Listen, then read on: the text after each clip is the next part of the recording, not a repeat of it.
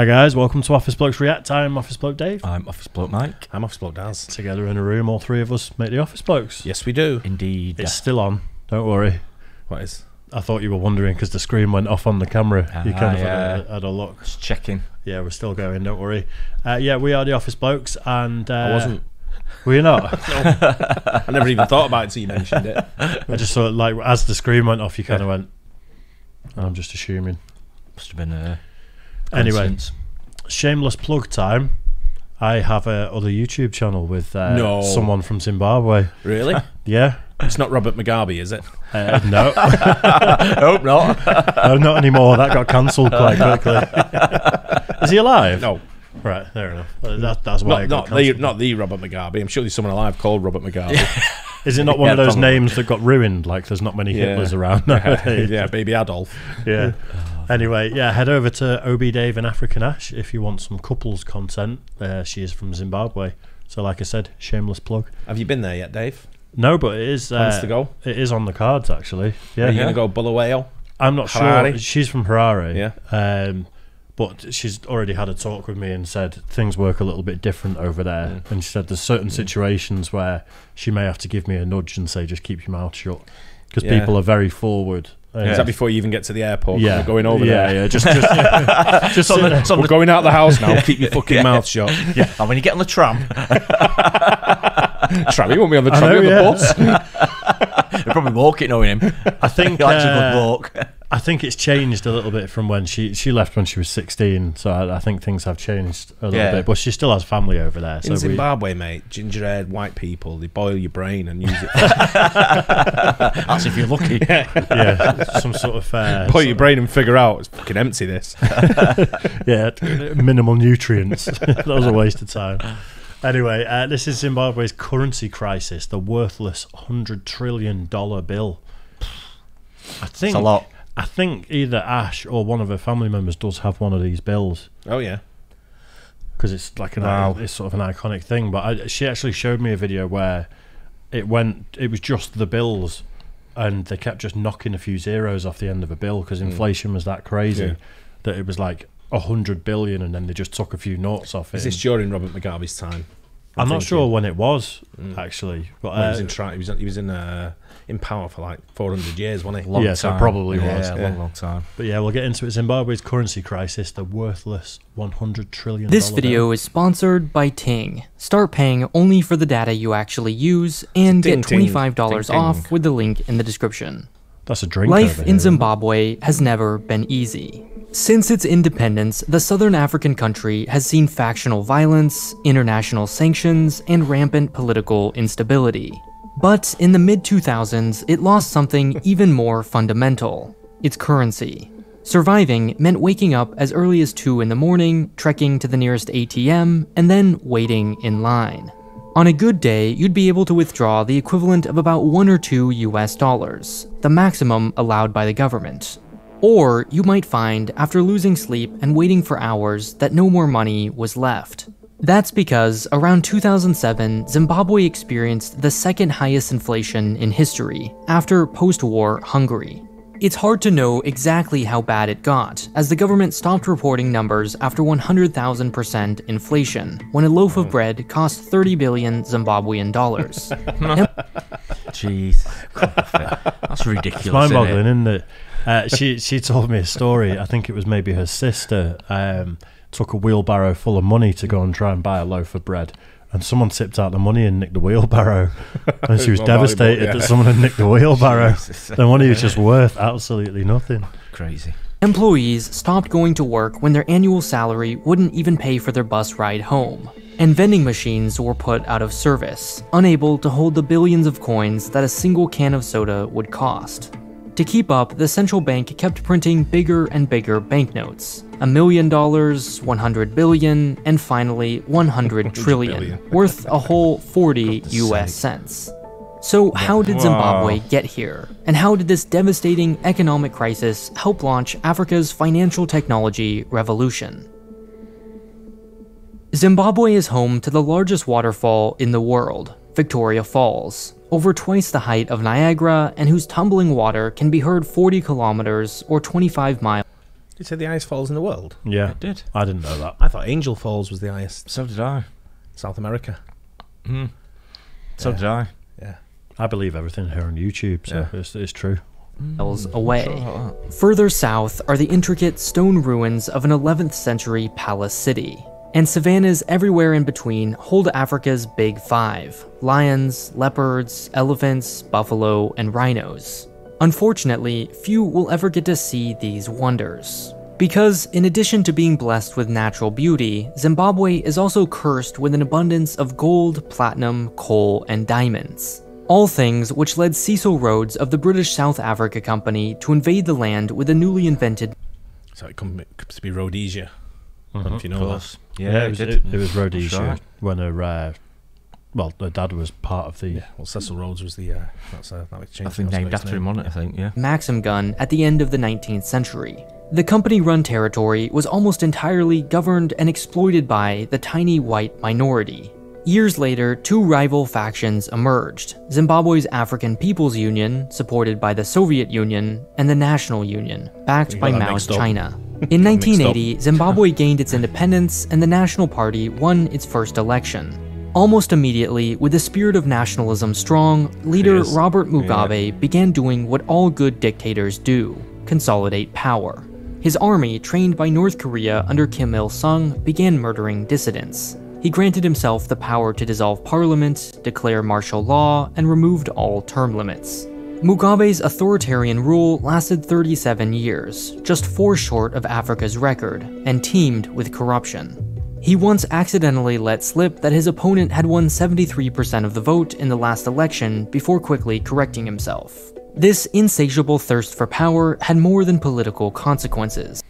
Is that like a mini Hitler tash? No, he's wearing his there, or cleft. is it just It's his lip thing? Yeah, what you call, I don't know what you call it. cleft? There's a cleft, isn't it? Cleft is where it's cut, isn't it? This I is- don't know. There's a name for isn't it. there? Yeah. I can't think what it is. I used to work with a guy called Desmond, right, and he was the absolute ringer for him. Oh, He really? looked just like him, exactly the same. And to the point is when I used to go out with Desmond, he used to like to have a glass of wine, so did I. So we used to go out quite regular together, like between the hours of like 12 and 5. And people used to sort of always double take, like look at and go like, and then you look at me and look at him, Yeah. and then think like, the fuck's going on over there? Robert Mugabe's over there with a white guy. Was this before he died? Oh yeah, this was when I lived in USA. Oh, so This is it's in New Jersey. legitimately could have This been is like him. right New Jersey. Yeah, exactly. Wow. Yeah. And he just looked exactly the same. Did he? You know, even wow. you know, people used to say to me sometimes, "Don't he look like?" And I go, "Robert Mugabe," and they go, "Yeah, Yeah. dead ringer." And they would expect me to go, "No, it is him." There's a picture of you out there that's going to be on Earth. Oh, yeah. We Yeah, get to I a mean, million Desmond, subs yeah, one day, yeah. and it's going to be OB Daz's scandal with Mugabe. But Desmond was from the Caribbean. He was from Grenada, Yeah. sort Yeah. of things. But he looks exactly the same. Wow. Isn't it always dictatorships that are called like the democratic something, or the people's union of something? Yeah. And it's like any party that's ever called something like that, you get as the population, you're getting screwed, Yeah. Yeah. guaranteed. Guess so. In 2000, his government began forcibly seizing land from white farmers for redistribution. Officially, the goal was to correct for the country's unjust colonial past. In reality, the policy helped him buy political support. The effects were devastating.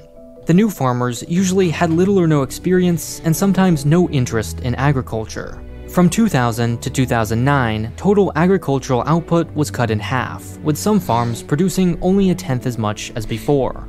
By wiping out its 2 largest crops, corn and tobacco, land reform both single-handedly destroyed its economy and decimated its food supply. Meanwhile, many of its skilled farmers fled for safety. As farms became less productive and demand for the little food left rose, so did prices, and fast. Daily inflation reached 98%, and Zimbabwe's economy totally collapsed. Shops, if they were still open, increased prices multiple times a day as 12 million people struggled to find food, water, and power. Now, to slow inflation, a government must do 2 things. First, it has to stop printing money. Basic economics says increasing money in circulation simply decreases its value. Second, and much harder, is a government has to convince its people that its currency has value. Mugabe did neither. To fund its involvement in the Second Congo War, the Reserve Bank kept printing new, higher denominations, but it just couldn't keep up. The bank spent $500,000 a week ordering new banknotes, which by the time they arrived from Germany were already worthless. Twice it redenominated, removing 10 zeros from all banknotes in 2008 and 12 in 2009, but to no avail. To think that you remove 10 zeros from the end and then 12, that $100 trillion bill is probably like, it's nothing compared to what it actually is. Yeah, It's bizarre. it's isn't it? value. Really It's got no is. value. It's just crazy. Put any number you want on it. Means Well, that's shit. it. Means yeah. nothing. Yeah. The piece of paper's worth more than Yeah, the correct. actual Probably it will be, monetary yeah. value. Yeah. It's so crazy that this can happen, though, isn't It'd be it? worth more on eBay. Probably would Yeah. nowadays. Yeah. Zimbabweans didn't believe their currency had value, and therefore it didn't. In other words, prices kept rising largely because people expected them to. And soon, no more money was left. There just weren't enough bills to go around. And that's when Zimbabwe got creative. Like much of Africa, the vast majority of its population is unbanked. In advanced economies, about 92% of people have some kind of bank account, but that number is only 20% in sub-Saharan Africa. Here, where the number of transactions is high but balances are low, branch locations and ATMs just aren't very profitable, leaving Zimbabwe with 6.5 ATMs per 100,000 people, Uganda with 4.2, and Niger with 1.7, compared to the United States' 174, or Macau's 324. Zimbabweans lacked the infrastructure necessary to keep money safe, or transfer it between people. See where Macau has the. Do you know where Macau is? No. It's a Portuguese. I think it's Portuguese territory off the coast of like Hong Kong or somewhere like around Right. that area. Ah, It's a yeah. big casino area. Ah, So it's like that's why there's many Loads of ATMs. ATMs. Yeah, it's a big gambling area. Yeah. So it's That's what makes sure people can get the cash out. correct, mate. Not only does this hide the flow of money, granting cover to criminals and making it impossible for the government to regulate or tax it, but it's also physically dangerous. Many who live in cities regularly send money to family members in the country, requiring they take a 1 or 2 day journey themselves or hire someone to do it for them, and risk having it stolen. But while this lack of banks would ordinarily only slow the continent's technological progress, African entrepreneurs turned it into an advantage. What it does have a lot of are phones. In many of its countries, total mobile phone penetration stands at 80%. These two things allowed countries like Zimbabwe to leapfrog over checks and credit cards, and then surpass more advanced economies in mobile payments.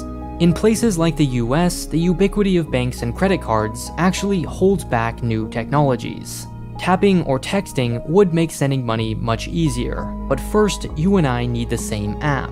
Hence why there are so many competitors: Chase Pay, Google Pay, Square Wallet, PayPal, Apple Cash, Cash App, Zelle, and Venmo. The hard part isn't building the app, it's hitting a critical mass of users. In Africa, the selling point was obvious: either take a 2-day bus ride or send a text. And because many of its countries are dominated by a telecom monopoly, that company can ensure quick and universal adoption. In 2007, for example, Kenya's largest mobile network operator, Safaricom, launched M-Pesa, M for mobile and Pesa meaning money. Each M-Pesa user is associated with a SIM card, allowing them to text anyone else money. There's no charge to sign up or deposit, and fees are minimal. But what's truly revolutionary is that it doesn't require a bank account. To deposit or withdraw, you simply find an agent, over 100,000 middlemen who get paid to collect and then bring cash to banks, or take out cash for when users withdraw or transfer money. It's so convenient that it's used for almost everything: school fees, water, electricity, food, and so on. In Zimbabwe, the preferred app is called EcoCash, which in 2007 had 6.7 million users, compared to its 2 million bank accounts. That year, the Reserve Bank reported digital payments accounted for 90% of its $97.5 billion in total transactions, making its economy virtually cashless. Even digital currency, however, isn't immune to political incompetence. As a landlocked country, Zimbabwe relies on its powerful rivers for water and electricity. The Kariba Dam alone provides over half of the nation's electricity, making its frequent droughts extremely dangerous. In July, EcoNet generators failed to start after a power outage, disabling its mobile payment platform, and therefore, effectively, the national economy. Lifting a nation out of poverty is so difficult not for a lack of resources, but rather because solutions require deep political changes. To rebuild its economy, Zimbabwe must first manage its inflation. To manage inflation, it has to build confidence, and to do that, its government requires reform. That hope came in 2007 when Mugabe was deposed after nearly 4 decades of economic ruin. But fear promptly returned when this year Zimbabwe reintroduced its dollar, and inflation again began increasing. Yet, even while countries like Zimbabwe clearly still It's a hell of a suit. Hey, Some get up. it's a bit lively, isn't it? I picture himself on it. Wow.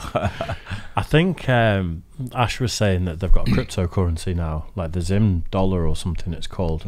And that's what a lot of the transactions are done on. Yeah, we used to, when I was in Africa, we used to do a lot of Western Union. I don't know if you've ever used Western Union. No, but I've seen loads of just shops. give you a code. Yeah. And then what you do, you take that code with your ID, give them the code, give them the ID, and they give you the money.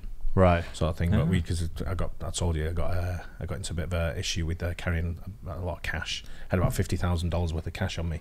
We had to pay our staff. Wow. It wasn't my cash. It wasn't like they may go spend like dodgy money on drugs or anything down there. It's pay cash for the staff. And some guy pointed a gun at me at the airport. I went, money. I went, I ain't got any. Only just arrived. Backpack there thinking, shit. 50 grand in the backpack. I think I had kwacha as well. So it was like, there was probably about 25 grand's worth of kwacha as well. So I probably had about 75 grand's worth of cash on me. That guy's watching this video now going, fuck. Yeah. Knew we had money. Like bastard. again began increasing. Yet, even while countries like Zimbabwe clearly still have plenty of unresolved challenges, those very same problems are sometimes the necessary ingredients for innovation. Mobile money is, at best, a convenience for most of us, but for the world without bank accounts, it's life-changing. By making transactions faster and more secure, apps like M-Pesa literally increase the value of money. Theft is reduced, there's less waiting in line or time spent delivering money, credit is more accessible to entrepreneurs, it increases savings, and improves accountability. Africa is the world leader in mobile money precisely and only because it previously had so far to come. As the youngest continent, and on the receiving end of massive amounts of loans, its financial revolution is just the beginning. What's genius about M-Pesa is how it piggybacked on existing technology. Phones were widespread, and SIM cards and carriers were well established in Africa. Likewise, the expensive part of cell service, towers, and equipment has already been built by big companies like T-Mobile and Sprint. Ting can help you save money by using those exact same networks in the US, but without a segue. There you go. The truth is, Wi-Fi is everywhere. We have to pay for $6 essentially for watching.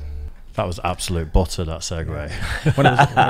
When you travel around, you collect all the currencies. And I remember that picture I had with all the currencies on. I had it somewhere. I made that for the kids. I don't know where it is now. I think it's at the warehouse. I think it's at the warehouse. Yeah, it's still there somewhere. I think they had some like crazy currencies on there, places you've been to around the world. And you just take a note. A bit of the currency. So I stuck it on for the kids. It's like a show and tell thing at school. Yeah. Oh, it's great. Yeah. Like, what can we make? I've got an idea. Took me loads of different cash. Went, put these in this frame it, and then take that in. Good idea. Yeah. There's not $100 trillion bill for Zimbabwe. No, there isn't. That's a shame, isn't it? Funky stuff on there, but have you been to Zimbabwe? No, because I know you've been to. I've been to Zambia next door.